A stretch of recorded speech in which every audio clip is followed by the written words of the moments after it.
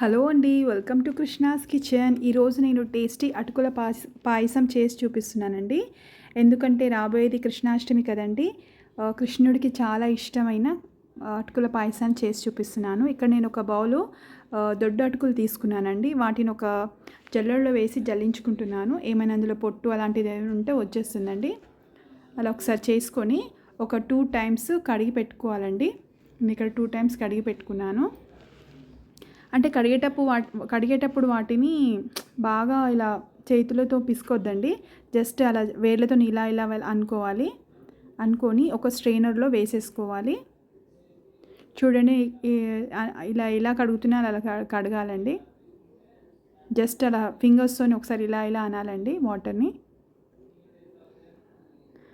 స్ట్రెయినర్లో వేసుకోవాలి. ఏమైనా excess water ఉంటే వచ్చేస్తుందండి.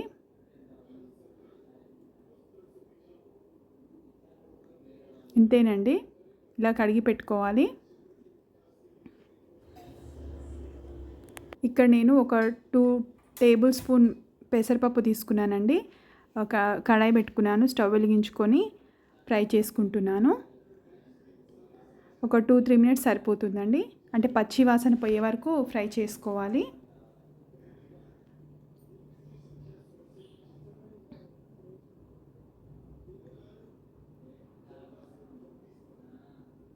వేగిపోయాయి.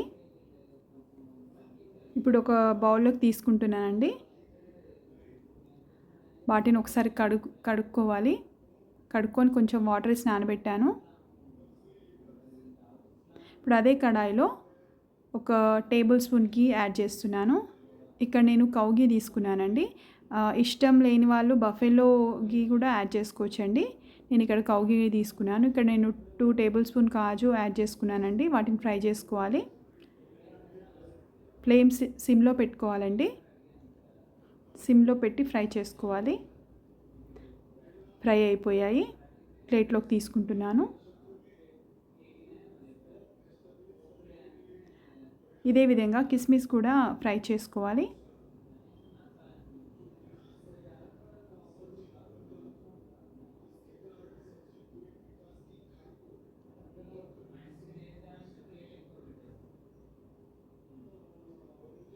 ఇప్పుడు నానబెట్టి పెట్టుకున్నాం కదండి అటుకులు, వాటిని వేసుకుంటున్నాను. అదే కడాయిలో వేసుకొని ఒకసారి ఫ్రై చేసుకోవాలి. ఇక్కడ నేను పెసరపప్పు కూడా యాడ్ చేసుకుంటున్నాను. కడిగి పెట్టుకున్న పెసరపప్పుని కూడా యాడ్ చేసుకొని ఒకసారి ఫ్రై చేసుకోవాలండి. ఒక 2-3 మినిట్స్ అలా ఫ్రై చేసుకోవాలి. సిమ్ మీద పెట్టుకోవాలి ఫ్లేమ్.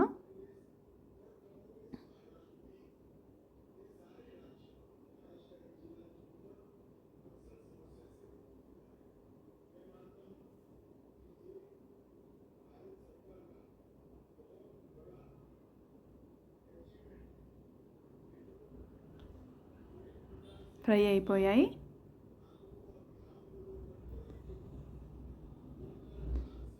ఇప్పుడు వాటర్ యాడ్ చేసుకుంటున్నానండి. ఇక్కడ కొద్దిగానే వాటర్ అవసరం అండి. ఇక్కడ ఎక్కువ అవసరం లేదు. కొద్దిగా వాటర్ యాడ్ చేస్తున్నాను. పెసరపప్పు ఉంది కదండి, కొద్దిగా మెత్తబడడానికి కొద్దిగా వాటర్ యాడ్ చేస్తున్నాను.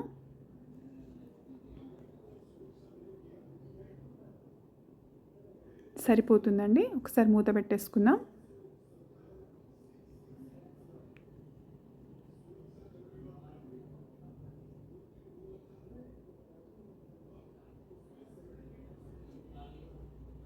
ఇప్పుడు ఇక్కడ పాలను యాడ్ చేసుకుంటున్నాను.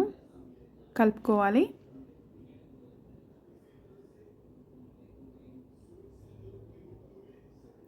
ఫ్లేమ్ ఇక్కడ నేను సిమ్లో పెట్టానండి. ఫ్లేమ్ సిమ్లో పెట్టి కలుపుతున్నాను.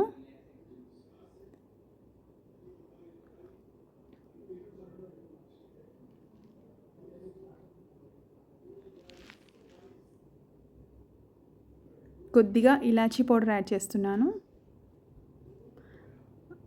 ఇక్కడ నేను ఒక 1/2 కప్పు బెల్లం పౌడర్ తీసుకున్నానండి. బెల్లం పౌడర్ యాడ్ చేశాను.